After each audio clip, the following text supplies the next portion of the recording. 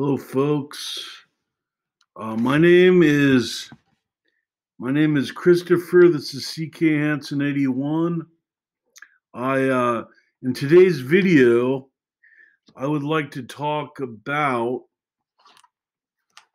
I'm going to talk about my website, LARKcrib. Okay.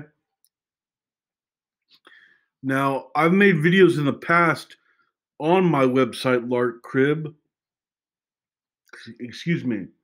Please let me tell you a little bit about my website here. It's called LARKcrib, LARKcrib, LARKcrib, or like lark as in fun or amusement. Lark can also mean a specific kind of bird, and crib, of course, like MTV Cribs, for example. Crib is an example of a house in slang. Crib is also a baby's crib. It's a place to it's so it's like it's what I think of it is LARKcrib means a fun house, and one of my slogan at LARKcrib is called listing info or listing information for fun. That's my concept is. I list information for fun. My website, LARKcrib, is a creative aggregator website. An aggregator website is something anyone can. Well, let me put it this way: you too can make an aggregator website if you'd like. And I believe other kind of social network. This might be the future of social net. Well, maybe future of social networking that doesn't involve, Well, look, I'll go in a little detail in a little bit in this video. I'll give some good details and try to explain myself here. Okay, folks, so bear with me on this one. Now, LARKcrib, my website, I created it about a year ago, and I update it fairly regularly now. What I do is I have Google, one of the most popular and cool social networking environments, I believe, in my opinion. Now I'll go into a little offshoot here. Why do I like Google? What interests me about Google? Well, as on a basic level, I'm not a computer programmer. God bless, or heaven bless, heaven bless the coders and the computer programmers, because these people are the future. Okay, computer programmers and coders have my heart because they are pretty much geniuses when they're really good and when they're doing good for the people and the life and all that stuff. These people are great. Now, here's a shout out to Anonymous, because I really like you, Anonymous, and I wonder if there's other groups like you that are doing good and stuff like that. Because what I think you are, Anonymous, as a group is like a kind of superhero, like a Batman. You put fear in the hearts of people who don't do good. You are good because you serve to protect people. You've tried to help people who are enslaved in Scientology religion, which is, look, I'm not, I'll go into a little bit here. Look, let me be clear where I stand on Scientology, for example, okay? If you folks don't know about the Scientology religion, there's people like Tom Cruise, and I think John Travolta was in the Scientology church at one point. But here's the thing: if you say, "Oh, I can build a church on Kurt Cobain," and say like, people will follow it, but then, if I call myself the leader of the church, guess what? not only do we don't pay government subsidies or anything, no taxes, but also I say I'm the leader, so I know what Kurt Cobain thinks, and I know what the followers should do. That's bullshit, man. Nobody should tell you what to do. No, I shouldn't tell you what to do. Look, I don't even well, let's go back to Scientology now. The people at the top of this so-called religion believe in the science fiction writer uh, L. Ron Hubbard, I believe. Look, L. Ron Hubbard was he might have been a good writer, a creative person, but his social and his ideologies are batshit nuts, man. And the people that follow this person, okay, they're also one flew over the cuckoo's nest. These people are gone, man. I'm telling you this to save people because, look, you're gonna think I'm mean or something or weird, but look, I'm going to say this once, and I'm going to clarify something for you. I'm going to try to. As I told you before, I am not religious. I don't go to church. I don't believe there's.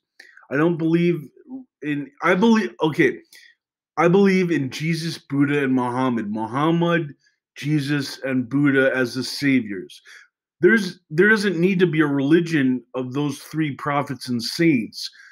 People just have to recognize, you best recognize that there's three saints, three prophets that rule the earth: Jesus, Buddha, and Muhammad. Muhammad, Buddha, Jesus, Buddha, Muhammad, Jesus. It's like the triangle with the all-seeing eye. The prophets switch in time. They go, someone's at the top, the other two at their bottom. They switch, they go up. Sometimes they're all in one, sometimes they're split. Use your imagination. But know this, folks, the facts is that these three prophets, Jesus, Buddha, Muhammad, etc., they are family. They are the family of God, man. There's no, okay, like I'm a writer, I'm an artist. I make LARKcrib, this website via Google. Does that mean I should rule anyone? No, I don't even, hell, man. I don't want someone like me ruling myself, okay? Let alone me ruling somebody else. And these nutbaggers think they can rule people and tell, because you know what the thing about rulers is? The thing about dictators and quote unquote leaders, these people are obsessed, power hungry. Okay? All they want is control, because early in their life, when they were growing up as babies into use, they had their parents beat them. Maybe their father and mother divorced. Maybe and they took a side and they said, "Oh, I love my mother instead," or "I love my father." And then look, I'm very lucky, folks. I had two parents that loved me very deeply. Okay, and that saved my freaking life. That saved my life. All right. I have my parents, God bless and thank heavens, they're still here and very supportive of me. But a year ago, 6 months ago, I could have been on the streets. I could have been homeless. Okay. I didn't want to be homeless. For me, what matters is safety, security, help, love, empathy, understanding. These should be ingrained in our society.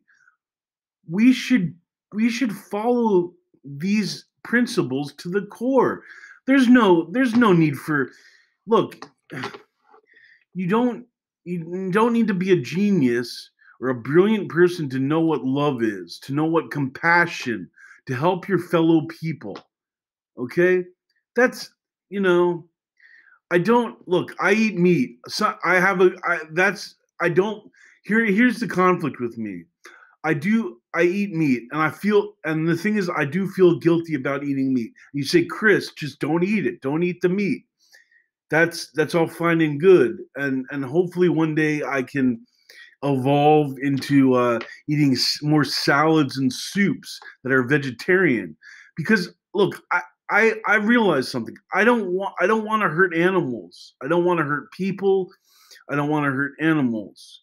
Now you can say, now Chris, now now Chris, oh, you must be saintly or no, it's I'm not. No, I'm not saying that. I have a path. I want to follow a certain route. Okay.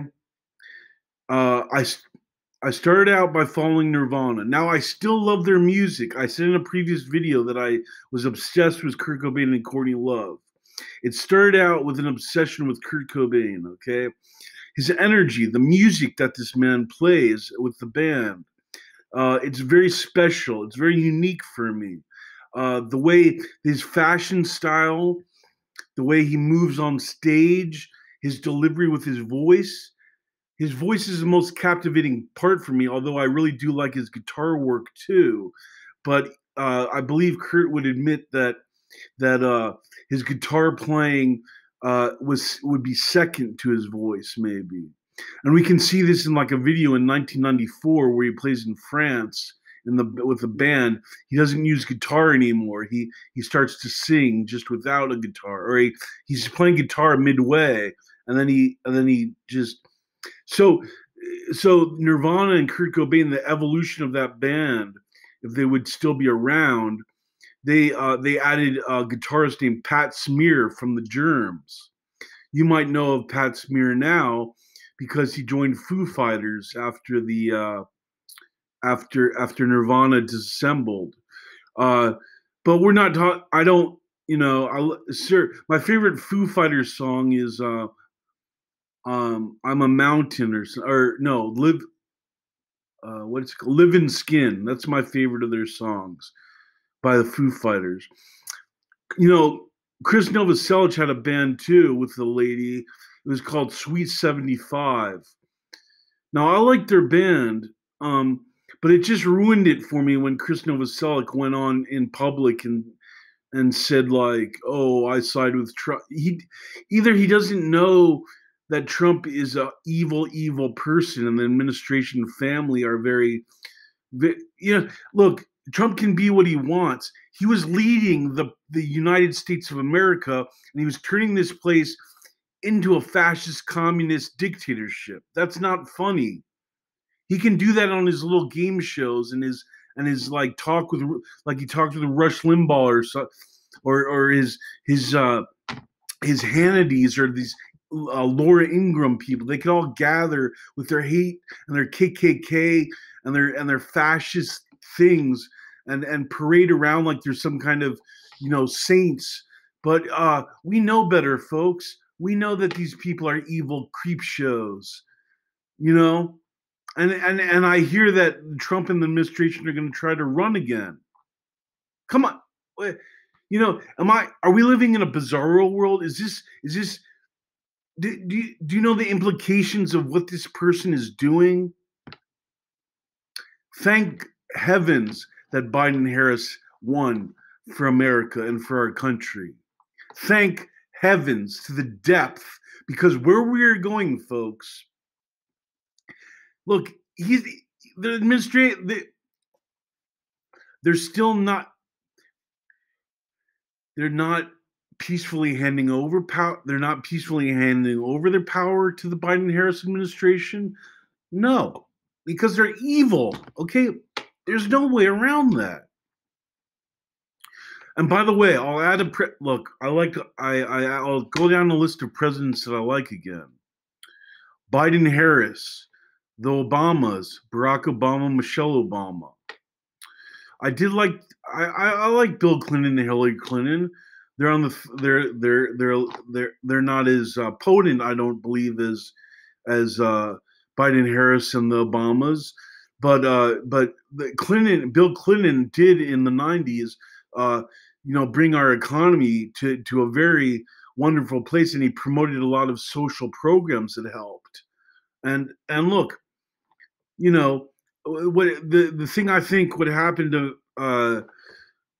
Miss Hillary Clinton, or the former Secretary of State and First Lady, was that one of the things was, I think she called people. Now, I don't know. I don't know all the details, but I think she called people deplorables. Okay, so that's gonna alienate a large percentage of the base. They're just gonna say, well, she doesn't like us, so we're just not going to vote for her.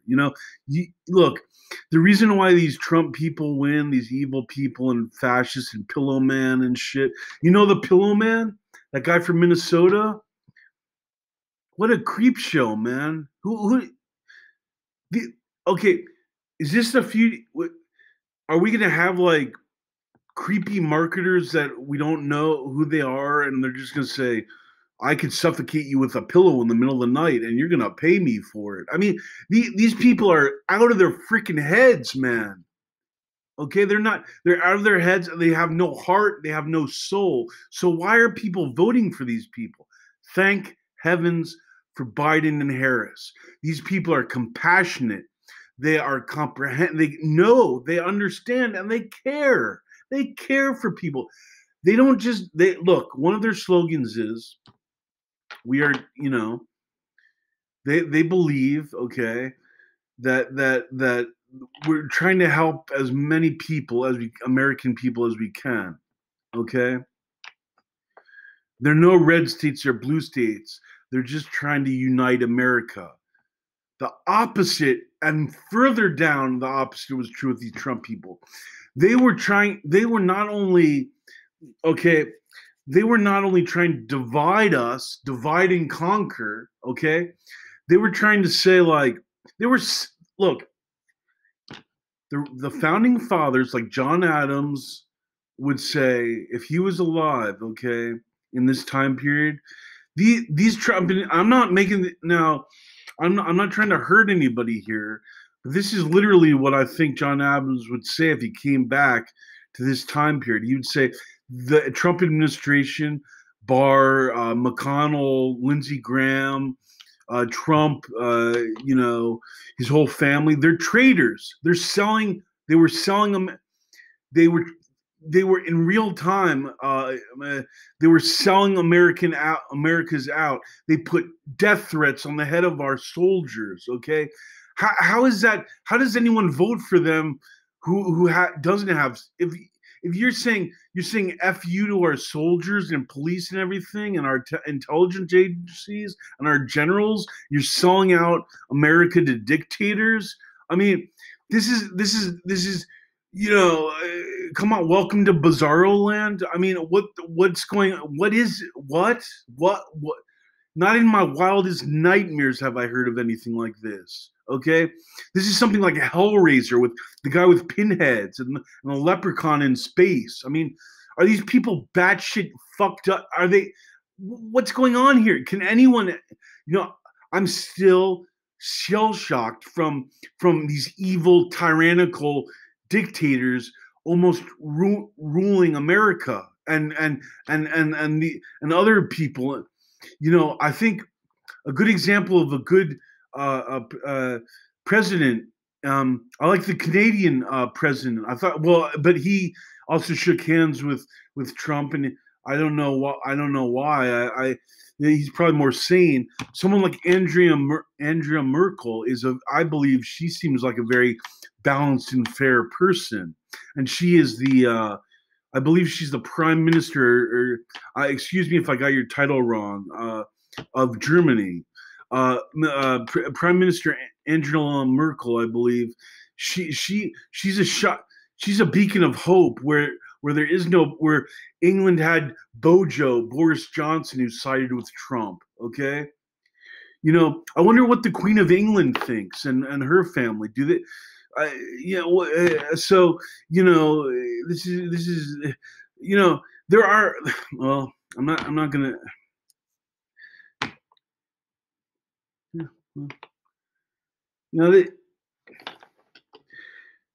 We had we were in the Revolutionary War in the 1770s. 1775 there was a Continental Congress, and then it turned into the Congress, Senate and House. kind of system, a bicameral system. But before, it was in Philadelphia, and it was called the Continental Congress. And people like Thomas Paine, Mr. Thomas Paine, wrote a book called Common Sense.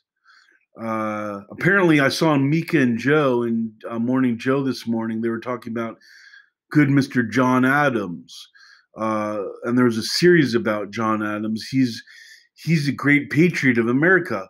You know why I really feel John Adams is one of the greatest because, for one, he didn't have any slaves. He didn't want slaves, so that's good on my book. Number one, someone like Benjamin Franklin in that time period was a genius. A genius. Okay, he invented Benjamin Franklin invented glasses that I'm wearing today. Okay, he invented glasses. Okay, Benjamin Franklin invented the idea of a library where you could take books out and lend books to other people. Benjamin Franklin, okay, um, he was studying electricity and how it worked via a kite and other. Benjamin Franklin is like the 1800s Leonardo da Vinci, and kind of these people are geniuses. Okay, they're very rare, and sometimes they pop up in certain times through our timeline. And when you find these good people, my God, we're in heaven when these people pop up. This is heaven when someone like Leonardo da Vinci and Benjamin Franklin pop up into our timeline, because God bless them. I hope they're universal and they always come back to help us. Because these people, man, I'll tell you something, okay? No joke. Here's the thing. Benjamin Franklin was also an ambassador from the U.S., a diplomat, an ambassador from the U.S. to France, and we actually won. We actually won the war against Britain at that time because France, helped us out. They brought navy and ships and protected Americans. Okay, if the French didn't help, and people in America today say, "Oh, we don't," that's the problem with people a lot of times. Okay, we're Americans, yes, and we're democracy now, always, forevermore. Democracy. Ingrain that into your head. Democracy. Democracy. Please, always. It should be all over the world. And people will say, no, no, no. Well, you know what? It's good to have options. It's good to have freedom.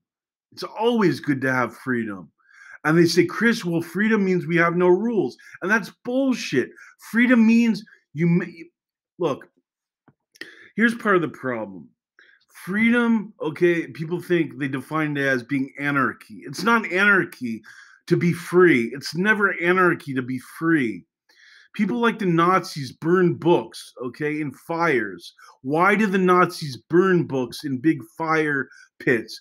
Why does Sarah Palin, for example, say leaders, not readers? You see, these are the same kind of people that are fascist and terrorists and will sell out America because they're ignorant, they're stupid, and they have no soul or heart. They're soulless. Those all they want is greed. I don't know what they want, but to me they're demonic. I don't want to hurt them. I don't want anyone to hurt them, but they should not. Uh, they, these people were trying to lead us, man. Come on. They're terrorists. They're traitors. It's going to be very hurtful to someone like me if the Trump administration is not labeled traitor and treasonous for the rest of eternity, because that is literally what they are. They are traitors. I don't want them to see them hurt. I don't want to see any pain inflicted on these people. Do not hurt them. But they should know that they are traitors, that they are treasonous. They are traitors. Do you know in the past what people did to traitors? Many times in the 18th century, people would tar and feather traitors. They would pour hot oils and wax over people and then put feathers on them. In something like early England in the I believe in the 1600s, there was a dispute between Queen Elizabeth and Mary, Queen of Scots. They were both family members. Mary, Queen of Scots, was in prison in the Tower of London. Queen Elizabeth was a Protestant believer. Mary, Queen of Scots, was a Catholic believer. Uh, you might not know this, folks, but there's this book called The Coding Book, or I think I. In any case, there's a code. In any case, you might not have known this, but even in the 1600s and the 17th century, Queen Elizabeth, at that time period, she had a staff around her, like a police unit, an intelligence agency, and these were code breakers. Okay, too. They knew how to decipher codes. Okay, the British have a very long history of and are very good at code breaking. When they're on the side of good, God bless them. When they're on the side of bad, the whole shit show could go down in flames. So, this brings me back to the hackers. They don't like to be hackers. Coders, people like Anonymous. I mean, there's probably splinter groups from Anonymous that are independent programmers and hackers and computer scientists and coders. These people have my heart. My parents, for example, are psychologists at Rutgers, and they're specifically neuroscientists. They run magnets, fMRI. Sorry, I don't know they run magnets which they can look at the brain, and we will know more about the brain in the future because of people like my mom and dad and other people. My point is that my point here is that this whole anti-science, this whole anti-fact. Look, the Hitler people, they burned books in front of everyone. Books. Okay, what do you know? What does anyone know what burning books implies? It implies killing beauty, fucking up creativity, hurting people, disparaging beautiful people. A band like Rage Against the Machine is a very good band. Very Zach De La Roca. I really, he has my heart, and he knows. I've seen him talk with a man named what's his name? He was at MIT and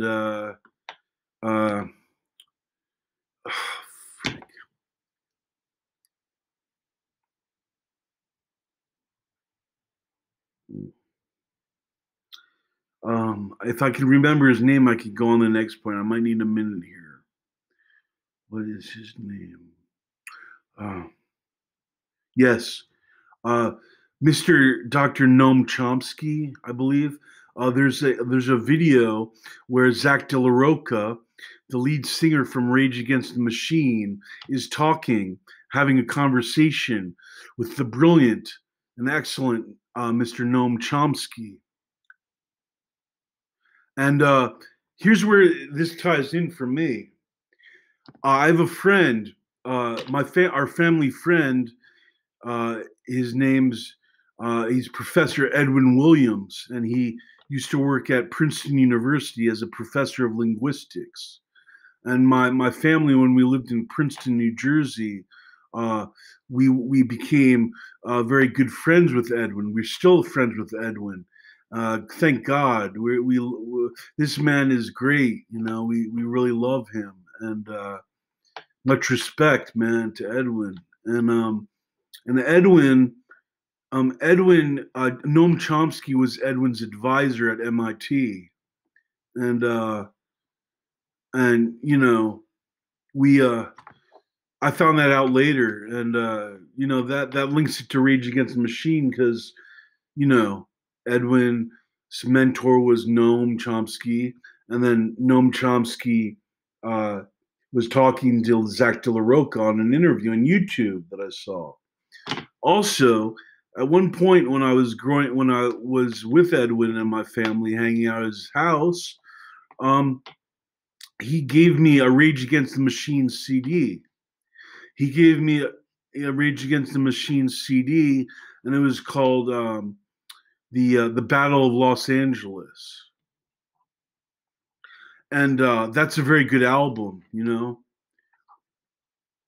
Now, here's where also I feel things tie in.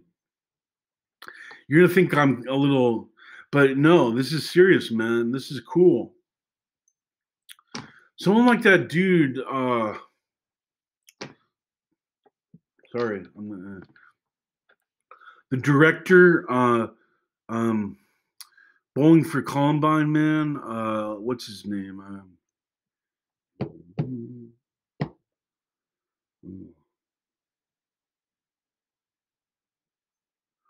I'm sorry, sir. I forgot your.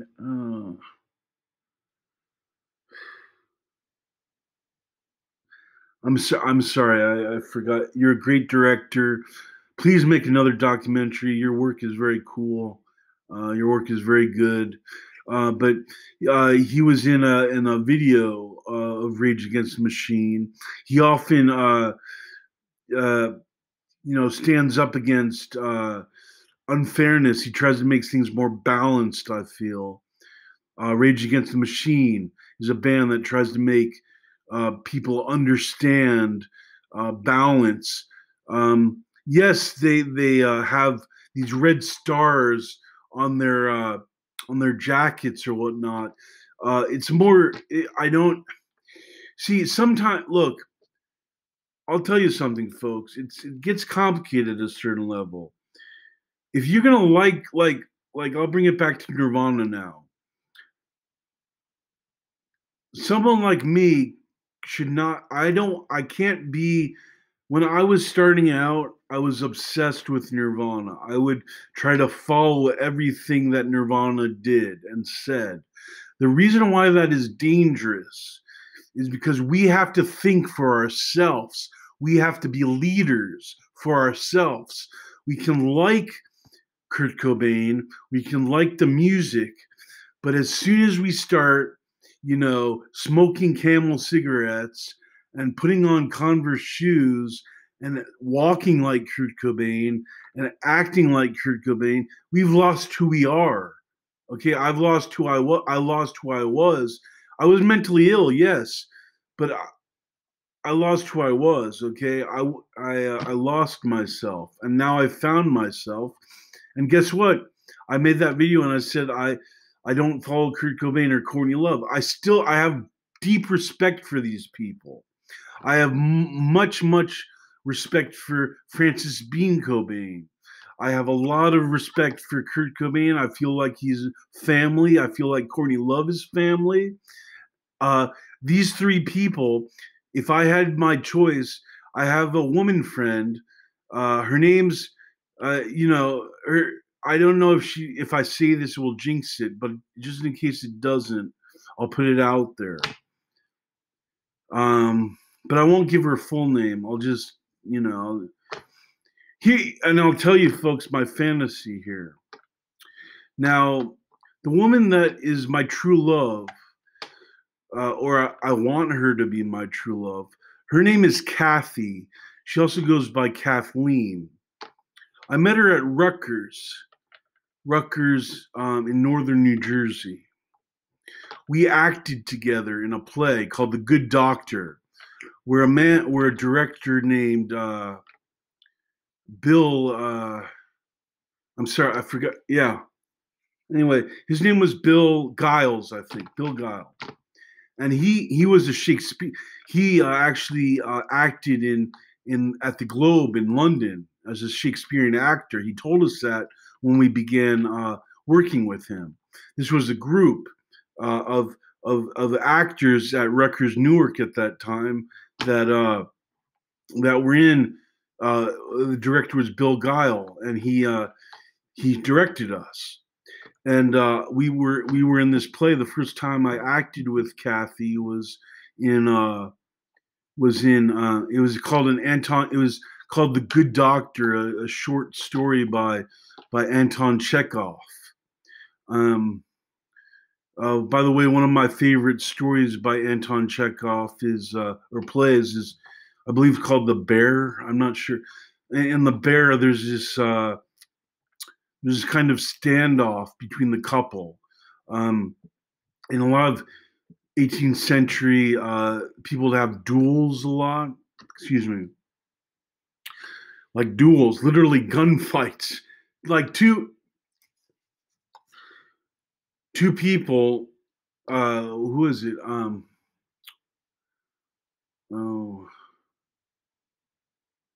I think Alexander Hamilton had a duel with someone, and sorry, I don't know the details again. I'm sorry, but literally, these people would have guns. They'd walk paces, turn around and fire, and whoever shot and killed the person, well, guess what? Poetic justice, so to speak, right? But today, to me, that's so barbaric and so horrific that, but yet, the predator prey thing, right? So, who's stronger? Who's the tougher one? Give me a break. Come on. So look, back to Rutgers Newark again. I started in Rutgers Newark I graduated high school. I went to Princeton High School. I graduated in 1999. 1999. Pretty cool year, right? Yeah. I entered Rutgers Newark. Oh, in Princeton High School, okay. So in high school, I was in a play. I was in Macbeth. I played Malcolm. Malcolm was the king's son. Malcolm became the king at the end, and through his compatriot and good Sir Macduff. Macduff killed Macbeth, and then Malcolm became the king because Macbeth killed Duncan with Lady Macbeth, and Duncan was Malcolm's father, the king, and thus, I was also in Sweeney Todd, and I was one of the people that moved the stage with the same guy who played Macduff. We were stagehands in high school in this play called Sweeney Todd, which is also the Demon Barber of Fleet Street. And if you don't know Sweeney Todd, it was a movie with Johnny Depp too at some point, and he did a great job. By the way, all those, yeah. The guy, what's her name? I have trouble with names. I don't mean any harm to you folks, but yeah, the world's connected in a very interesting way. I didn't realize this before, but there's a lot of deep connections in this world. There is a reason why we are doing what we are doing here right now. And there's a reason for it. I didn't think there was a reason before. I thought it was more random and chaotic. But everything we say and do, like Atlas Cloud by the fabulous directors, I believe they're the Wachowski family. I believe they are. They are some of the best, most creative directors I have seen. I also like Jim Jarmusch. He's one of my favorite directors. One of my favorite movies is Patterson, that features, excuse me, the poet William Carlos Williams is loved by the main character Adam Driver, who plays the main character, who's a bus driver and also a poet. And Okay, and then there's Broken Flowers with Bill Murray. That was a good one. That's also by the director Jim Jarmusch. Okay, there's many good These are some of my favorites. Okay. Um, by the way, Jim Jarmusch also likes Wu-Tang Clan. That's pretty cool because Wu-Tang Clan is a very creative and good band. Yeah, they're good. They're if you're gonna get into rap and like hip hop, okay, you need to know Wu-Tang Clan because that will, yeah. Um, and then Method Man is one of my favorite performers. The Method Man, he's pretty cool. Yeah, he's a pretty good. He's one of the best I've seen. Um, and uh, um, one of my other favorites is Snoop Dogg because he he's created a lineage with Dr. Dre and Eminem, Pharrell Williams, and Wiz Khalifa are among the many of the rappers in that kind of lineage. Um, and yeah, but so it's interesting. Every like music genre, art movement, poetry family, for example, which I'm into. If you look a little bit deeper into these things, they have what's called lineages, like mentors, teachers that teach students. So, um, you know, an example for me, how I was not into music when I was like 8 or something. I was playing baseball a lot when I was a kid. I was obsessed with baseball. I loved to pitch, like throw. I was a good pitcher. I didn't like to bat as much as I like to pitch. Pitch also means shit, but that's different. And pitch also means marketing, throwing out a pitch, right? But pitching in baseball, you're throwing a baseball to the catcher from the mound. Baseball is pretty cool that way. I liked pitching. That was fun. Um, because you could throw like curveballs. There were some of my favorite throw was a split finger fastball, where you have a baseball and you put your fingers like a peace sign over the ball, the seams, the threads, and you throw it, and what the ball does is it goes like this and then dips. So the batter thinks you're going to hit a straight on, and then it dips under them. That was my favorite pitch, the split finger fastball. So it goes a little bit slower than a regular fastball. Most of our minor league and great major league pitchers, they throw fastballs at like at least not sometimes 80, at least 80 miles per hour and above. Like I've heard of some pitchers throwing like 100 to 114. That's 100 around 100 and like 103 or 104 is like pretty tops. If you can throw that, if you can throw like 104 miles per hour. Well, welcome to the show many times, but that's like skill, man. No, I mean, look, God bless everybody that can pitch and do that at any level. But to get to the show, so to speak, they call it the show, I guess. Um, Major leagues, you have to be sort of like to pitch like that, man. There's only there's only certain training you can do. You can learn to pump your arm muscles up. You have to have a certain build. It's good. Like one of the fastest and scariest pitchers was this guy, like this left-handed dude, um, Randy something, I think. I don't know.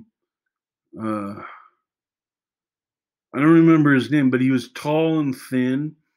And Nolan Ryan was another example of a really fast and good pitcher, and that was the '90s. Babe Ruth, for example, was a pitcher, but he was a better home run hitter. And that guy was talented. Yeah. There's even the Babe Ruth leagues named after Babe Ruth, and the Babe Ruth Little League stuff. And so I started in this place in West Windsor, New Jersey, and I played a Little League. Um, and we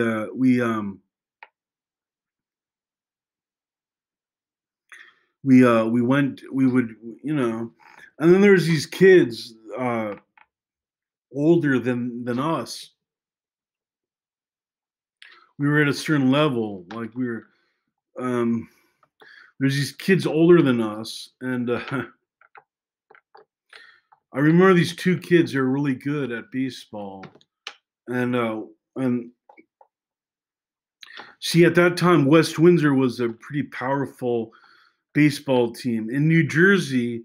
Like all throughout my baseball profession growing up, um, West Windsor, Nottingham, uh, Hamilton. Hamilton was they were like beating every team, man. Princeton Princeton PDS had Princeton Day School, like Princeton High School, where I pitched in high school. Okay, there's varsity, which was the higher. It was like the major leagues of high school, and then I was on JV, the varsity. I only went up to varsity one time or two times and pitched for against Trenton High School. We went to Trenton High School, and I pitched for varsity, and then pitched for JV too, which is odd now I think about it. But something like Hamilton, they're freaking their team at that time in high school. Man, they had heavy hitters. I'd not be surprised if most of those people went to the major leagues or got really far into the majors. Nottingham, yeah, there was. I mean, Lawrence. Okay, Lawrenceville, the Lawrence Flames. I think they're pretty good. They're a good team. See, Princeton High School. We were like the. I don't mean to disparage Princeton High School's baseball team, but we weren't very good at baseball. I mean, we weren't the best because sure we tried and we loved baseball, but we weren't like a cohesive team. There were stars. There are definitely stars on our in our baseball team. Most of the stars stayed at the varsity level, and they were really good. You know, they were the best of our two teams. But even still, they would lose a lot. They would always get beat up by the Hamilton teams and Nottingham and stuff like that. Those were two best teams that I remember. Um, uh, you know, because yeah. So yeah. So I played baseball. Yeah, I played baseball. But then I got tired of baseball after a while. I was distracted. I didn't like it after a while. Look, I love the game. And I don't watch it on TV. If I was watching with friends, see if there's a party environment. If I was hanging out with people in the future, let's say, my choice activity is to watch like something like Futurama on mute and have music going over the background. Well, I like to see cartoons on TV and on silent mode, and have some different kind of music playing and like a DJ going over that, you know? That sounds like fun because you want to see that Futurama has good visuals. It's very artistically and aesthetically pleasing. Simpsons was nice, um, but the Futurama they really captured something with the visuals. It's nice. It's very pleasing to the eye. Um, yeah, but you see, someone like Daniel Johnston met Matt Groening, the creator of Simpsons and Futurama at one point. And of course, Kurt Cobain wore Daniel Johnston's T-shirt while he was in a mental institution. Daniel Johnston was hospitalized in a mental institution at one point. Daniel Johnston's story is very sad in many ways. I hope he's better now. I hope he's feeling better. One of his favorite songs of mine is "True Love Will Find You in the End." And then he has the other one called "Walking the Cow." I really like that one. That was covered by Eddie Vedder a lot too.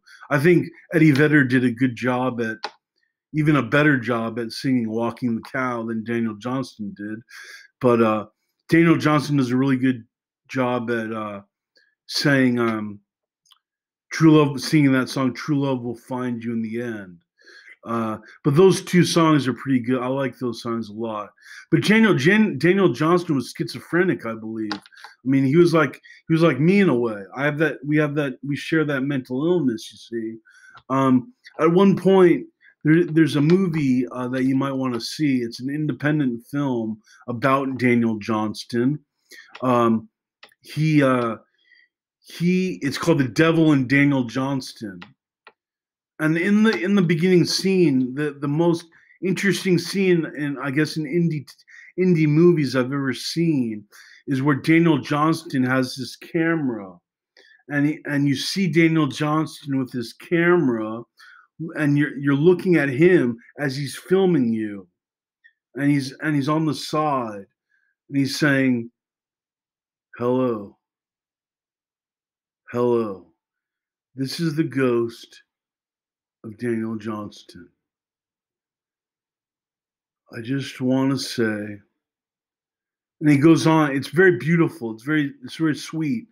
I might put that on LARKcrib so you folks can see that if I can find that. So you see how the world's connected in that way. I wouldn't have known about Daniel Johnston if Kurt Cobain didn't wear that shirt. Kurt Cobain also wore shirts of a band called Flipper, which he literally used a marker to make Flipper. And if you don't know Flipper, I believe they're a San Francisco, California punk rock kind of band. I would call them punk rock. Maybe that's not right. Maybe new wave punk or kind of. Anyway, Flipper is a acquired taste, I would say. I had friends growing up who gave me those guys. The friend that gave me the Bleach Nirvana CD, right? His brother bought the album a Flipper album. I think it was it was American Graffiti, and he didn't like it because he didn't like the voice, but all that family loved Kurt's voice and his guitar playing. That's how I got into Nirvana, and but then he evolved. He went on to other bands, and their friends didn't. I stuck with Nirvana, and look, I'm proud of that. Look, I still listen. Nirvana. I go back and forth. Yes, I just want to let you folks know the truth is still the truth from last time. I don't want to be obsessed with anyone but the woman I love. I know I have to have an ego to protect myself. But in our dynamic, okay, I've met her in school. Okay, I've met her in college, but at the time we didn't. She didn't. She was busy a lot, and she didn't want to. I asked her out for coffee and stuff, but I think she was kind of worried, and she didn't want to hang out. So I don't. I'll still wait. I'll wait for 100 years for you, but it doesn't. I'm not. See, that's the difference between. I'm proud of this, by the way.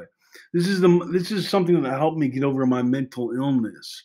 Okay, believing in true love, believing that there's a possibility that I too could attain, could possibly have a relationship with someone that I deeply and truly and profoundly and will always love and respect, because that is the most important thing for me. The thing, the relationship.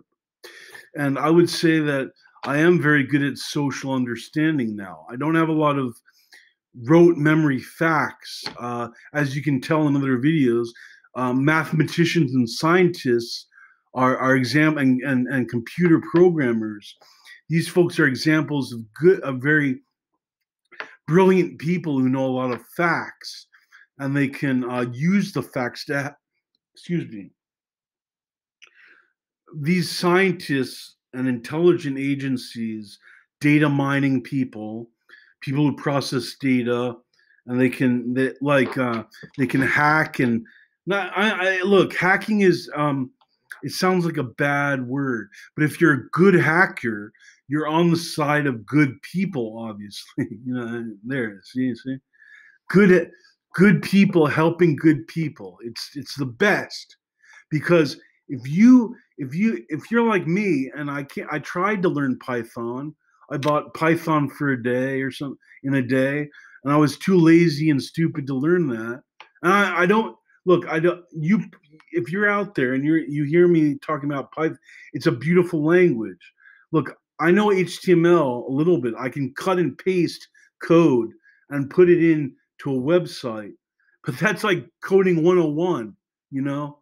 That's like these coders, the people that can code well, um, they create, as you know, Mark Zuckerberg with Facebook, uh, Larry Page and Sergey Brin with Google, Jack Dempsey, I believe, and Evan Williams with Twitter. These are examples, okay? They're three of the most kind of very potent social networks that we have in society right now. Guess what, folks? Oh, and by the way, Gmail was created by Google, of course. You can look the Gmail person up. He's a great.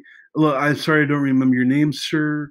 Pardon me, but please look this person up. Gmail is a fabulous. Look, I love email. Email is great. You can send messages over the internet in a split second. You can't do that in the past. Maybe in the future you do that greatly. Maybe in the future we can communicate with our minds easily, or trans, teleport our souls to some other dimension or something, which would be fascinating. Might have something to do with virtual reality or something else, but the future, man, and the past. Okay, all these time periods are somehow connected, and we see that throughout this cloud, for example. By the way, the actor Ben Winslow is a very, very good actor. I believe he's a genius. He was in three of my favorite movies. He was in Perfume by Patrick Suskind. He was in Atlas Cloud, and he was also as John Keats in Bright Star. And John Keats is, of course, one of my favorite poets, along with Lord Byron and Percy Bysshe Shelley. Percy Bysshe Shelley was married to Mary Shelley, who wrote Frankenstein, for example. So I'm gonna end there. That was a little rant and stuff. I love going on tangents like that. Let the mind wander, folks, because that's freedom to me. Doing whatever you want as long as you want, as long as it has passion and depth and profound compassion and heart, and it goes by the rules. You keep it general G rated. Don't say curses and hurt people. Just try to be free and help people. Okay? It should be obvious. Is that not obvious? Am I missing something? I don't mean to be rude, but going through this time period with these evil Trump people and Bard or whatever the fuck, yeah, it's like we're back in. This is not good. And he's thinking about there are people thinking about running again. You know, my God, my heavens, folks. Yeah. Well, take care. See you later, folks.